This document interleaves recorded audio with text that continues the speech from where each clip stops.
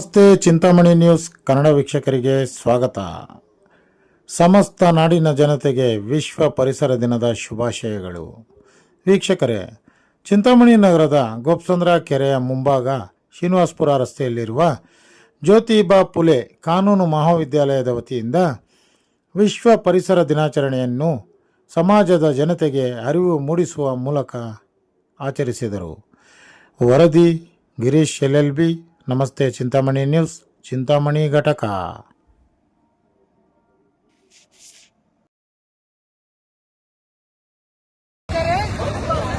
ಉಸಿರಿಗಾಗಿ ಪರಿಸರ, ಹಸಿರೇ ನಮ್ಮ ಉಸಿರಿಗಾಗಿ ಶುದ್ಧ ಗಾಳಿ, ನಮ್ಮ ಉಸಿರಿಗಾಗಿ ಶುದ್ಧ ಗಾಳಿ.